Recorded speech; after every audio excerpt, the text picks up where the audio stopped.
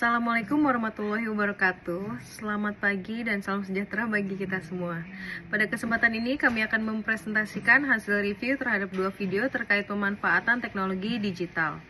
Review ini akan dilakukan menggunakan kerangka literasi digital yang menyangkut digital skills, digital ethics, digital safety, dan digital culture. Tujuan dari analisis ini adalah untuk menilai apakah solusi ICT yang dipaparkan dalam video benar-benar aplikatif atau masih bersifat konseptual, serta mengidentifikasi kelebihan dan kekurangan konten yang disampaikan. Dengan demikian diharapkan kita dapat memahami tidak hanya manfaat teknologi digital, tetapi juga proses dan kualitas pemanfaatannya secara kritis. Kami dari kelompok 9, MJ101 beranggotakan 7 orang, yaitu pertama saya sendiri Pinastika Harnindipta, yang kedua ada Reza Legusdi, yang ketiga ada Rahma Kristianti, kemudian ada Rahmat Andre Novrian, ada Rival Merlin Ofri, Rizkyani Oktaviana Rizal, dan Rosdiana Safitri akan memaparkan mengenai konten dari YouTube dan Gojek.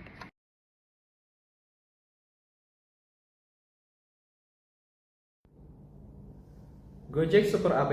Gojek adalah super app berbasis platform digital yang mengintegrasikan berbagai layanan harian, transportasi, food delivery, pembayaran digital, hingga gaya hidup dalam satu aplikasi. Konsep Super App yang pertama itu satu akun banyak layanan terintegrasi, pembayaran data saling terhubung, ekosistem saling memperkuat atau cross ekosistem. Lini layanan utama, transportasi yaitu adalah GoRide dan GoCar. Food and logistik itu ada GoFood, GoSend, dan GoBook.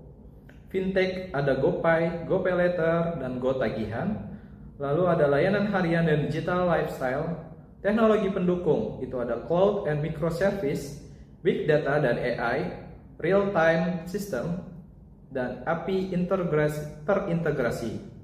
Ekosistem, pengguna, mitra driver, mitra merchant atau UMKM.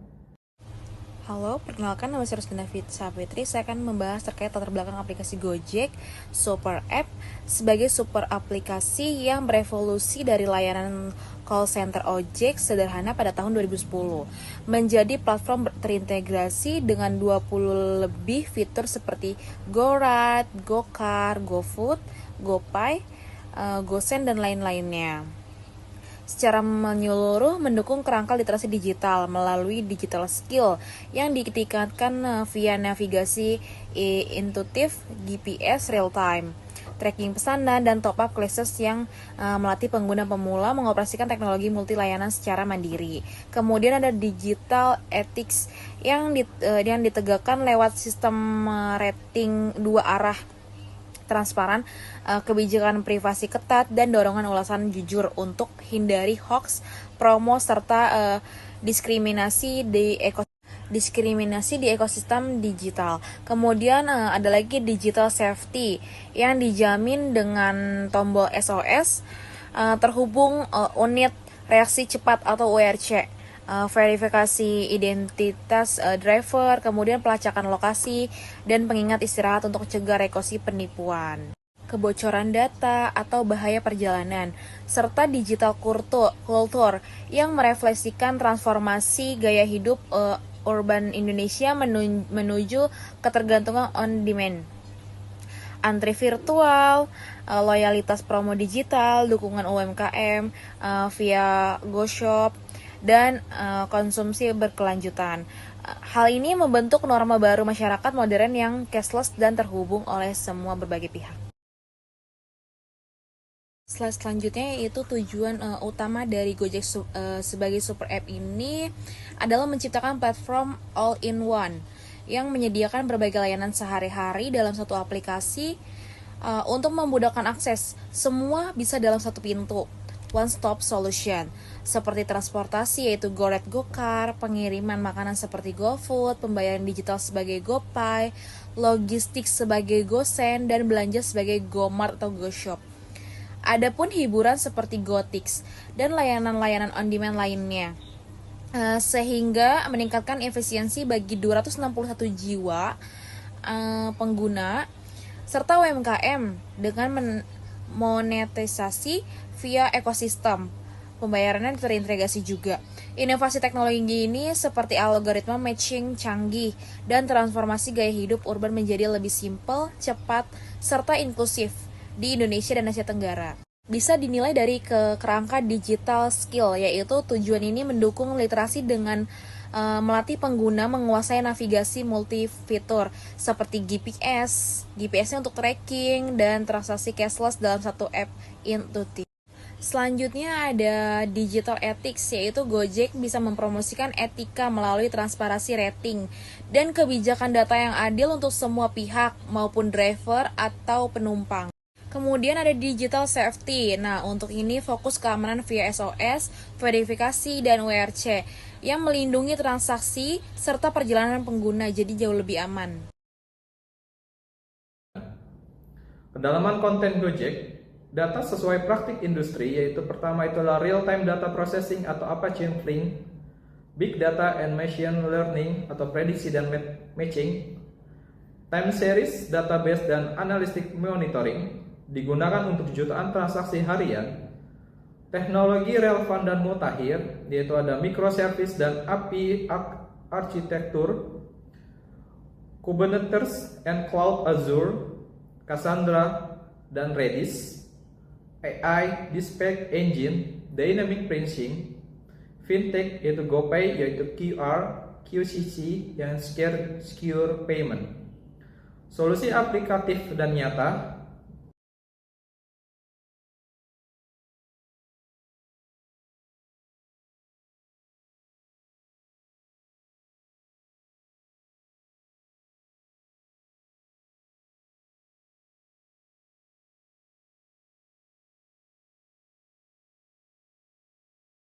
Literasi ICT YouTube. Tujuan menggunakan YouTube secara cerdas, aman, dan kritis bukan sekedar hanya untuk menonton. Apa dan fungsi YouTube? Platform berbagai video untuk informasi, pembelajaran, hiburan, dan ekonomi digital. Fitur utama dalam YouTube itu ada search, subscribe, like or comment, share, playlist. Penggunaan cerdas dari YouTube itu gunakan kata kunci yang tepat, cek sumber dan kebenaran informasi, hindari hoax, etika dan keamanan, komentar yang sopan, anti cyberbullying, jaga data pribadi dan password, gunakan restricted mode atau YouTube Kids.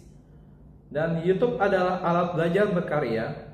Manfaatnya tergantung cara kita untuk menggunakannya secara bijak dan benar. Selanjutnya saya akan menganalisis terkait dengan kedalaman konten mengenai YouTube. Pada video tersebut dijelaskan bahwa YouTube didirikan pada tahun 2025 oleh Chad Hurley, Steve Chen, dan Jawed Karim. Selain itu disebutkan juga bahwa video pertama yang diunggah berjudul Me at the Zoo oleh Jawed Karim. Informasi ini memang benar secara historis dan dapat diverifikasi melalui berbagai sumber resmi. Namun dalam video tersebut tidak dicantumkan referensi. Kemudian dalam video tersebut juga menyampaikan bahwa YouTube menempati peringkat pertama sebagai situs berita dan media dengan lebih dari 1 miliar kunjungan per bulan menurut Databox pada Juli 2025. Penyajian ini menunjukkan bahwa video menggunakan data yang mutakhir dan relevan dengan kondisi digital saat ini.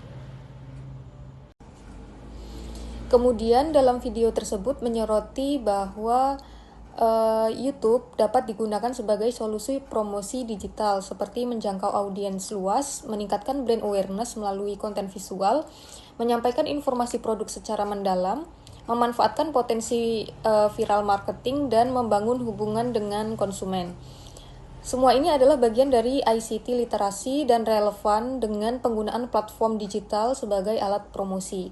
Kemudian dalam video ini juga mencantumkan contoh tokoh publik seperti Atta Halilintar, Tasya Farasya, Jerome Pauline, dan Tan Boy Kun. Contoh tersebut menunjukkan bahwa YouTube dapat digunakan secara nyata sebagai media branding, marketing, dan bisnis. Namun dalam video ini terdapat kekurangan, yaitu tidak membahas teknologi digital tingkat lanjut seperti AI, IoT, atau cloud computing. Kemudian analisis YouTube sebagai solusi ICT tersebut masih fokus pada penggunaan platform, bukan teknologi di baliknya, misal algoritma rekomendasi, machine learning untuk targeting audience. Selanjutnya, solusi ICT yang dipaparkan lebih bersifat umum, bukan berbasis teknologi yang mutakhir.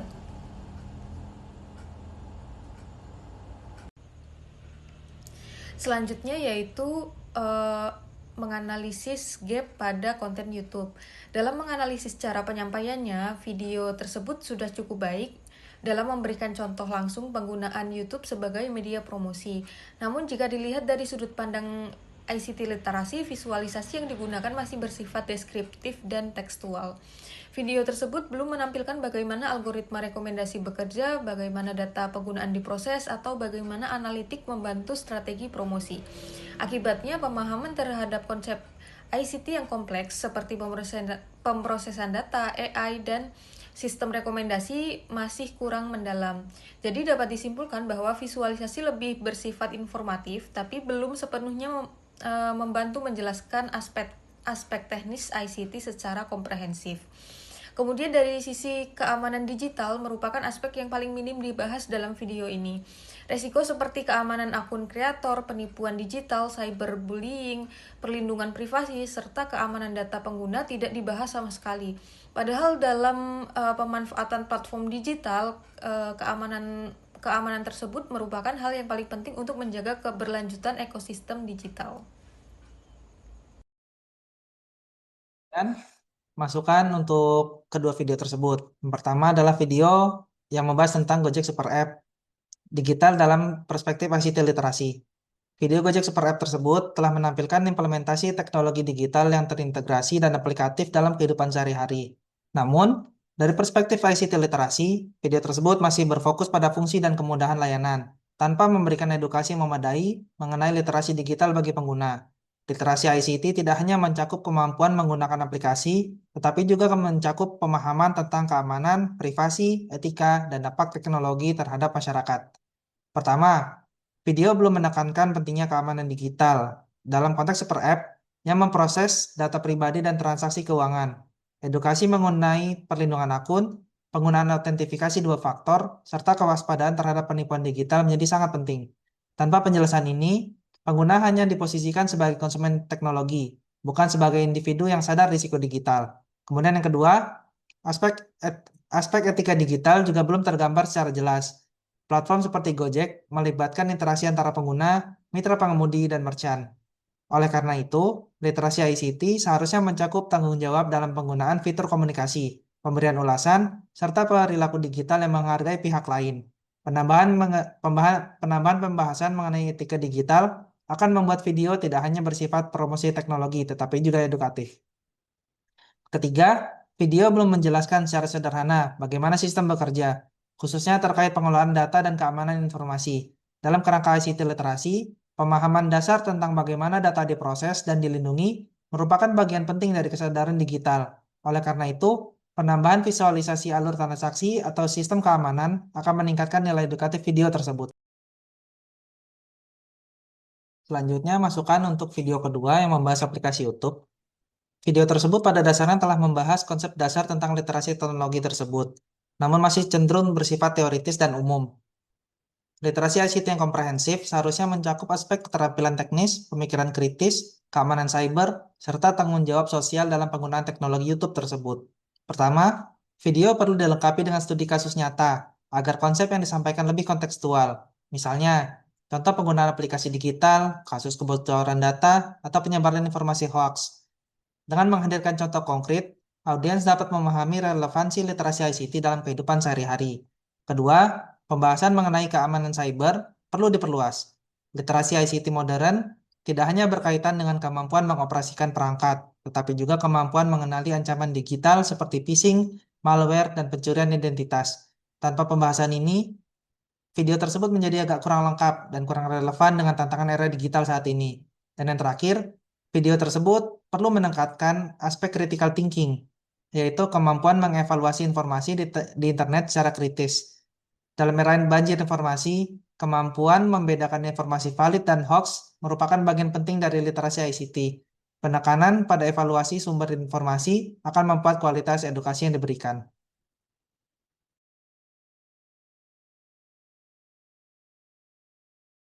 Setelah kita melihat hasil review dari video Gojek dan YouTube, keduanya dapat disimpulkan bahwa video tersebut telah menjelaskan pemanfaatan teknologi digital secara benar dan relevan dengan perkembangan era digital saat ini.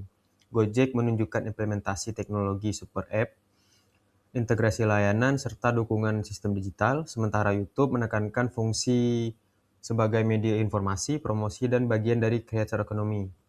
Namun, pembahasan dalam video tersebut keduanya masih lebih menekankan manfaat penggunaan dibandingkan penjelasan teknis mengenai mekanisme ICT yang mendasarinya, seperti algoritma, pengolahan data, analitik, serta keamanan sistem. Oleh karena itu, literasi ICT yang disampaikan masih berada pada tingkat pengenalan dan belum mendalam secara teknis. Sebagai generasi di era digital, kita tidak hanya perlu memahami cara menggunakan teknologi saja, tetapi juga memahami bagaimana sistem tersebut bekerja di baliknya. Dengan meningkatkan kedalaman literasi ICT tersebut, kita dapat menjadi pengguna yang lebih kritis, cerdas, dan bertanggung jawab. Demikian presentasi yang dapat kami sampaikan. Lebih dan kurang kami mohon maaf. Terima kasih atas perhatiannya dan kesempatan yang telah diberikan.